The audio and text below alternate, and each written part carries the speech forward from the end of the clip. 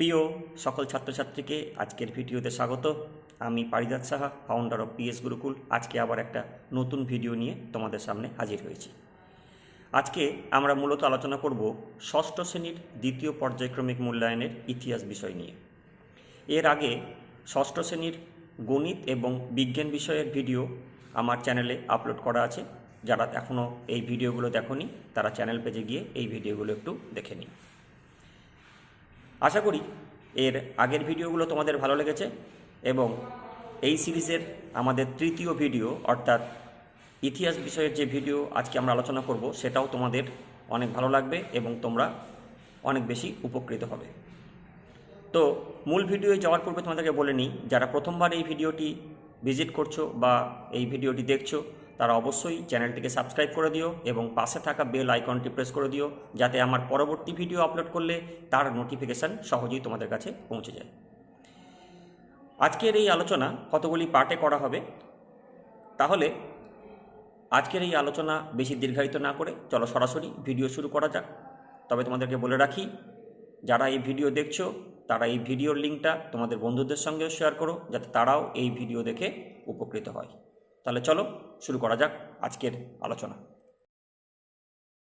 তোমাদের পরীক্ষার সিলেবাস হলো ভারতীয় উপমহাদেশের প্রাচীন ইতিহাসের ধারার দ্বিতীয় পর্যায়, খ্রিস্টপূর্ব ষষ্ঠ শতকে ভারতীয় উপমহাদেশ, সাম্রাজ্য বিস্তার ও শাসন। এখন প্রত্যেকটা অধ্যায় থেকে তোমাদের সর্বমোট এমসিকিউ করতে হবে 10টি এবং প্রত্যেক অধ্যায় থেকে এমসিকিউ থাকবে 4টি করে। ঠিক একইভাবে প্রত্যেক অধ্যায় থেকে এসএকিউ অর্থাৎ 1 নম্বরের প্রশ্ন থাকবে 4টি করে, সর্বমোট 12টি। সেখান থেকে তোমাদের 10টি প্রশ্নের উত্তর করতে হবে। একইভাবে 3টি অধ্যায় থেকে 3টি অধ্যায়ের প্রত্যেকটি থেকে তোমাদের 2 মার্কসের প্রশ্ন থাকবে 2টি করে।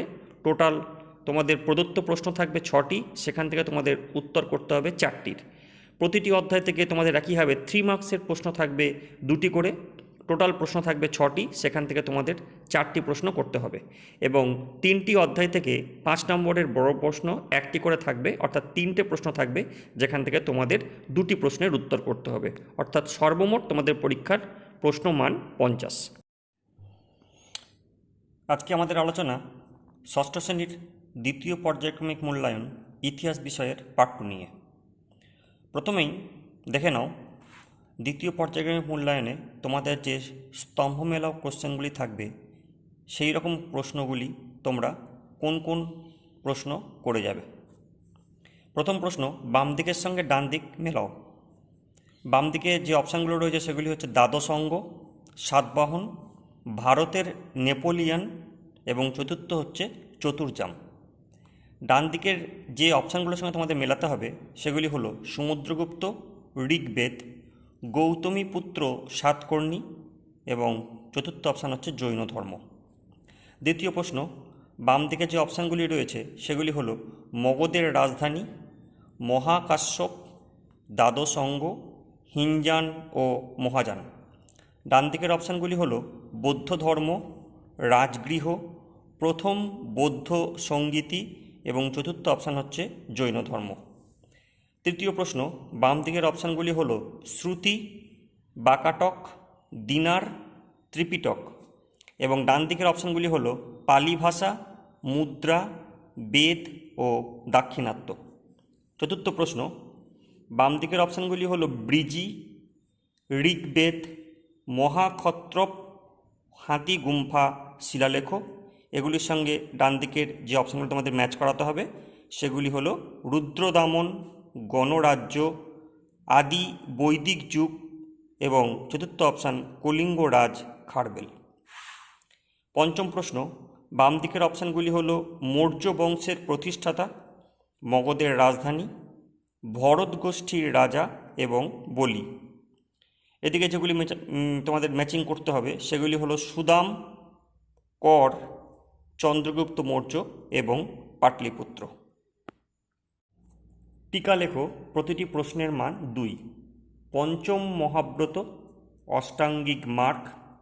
তৃতীয় প্রশ্ন ষোড়শ মহাজন পদ, 4 নম্বর মেগালিথ এবং 5 নম্বর আর্য সত্য।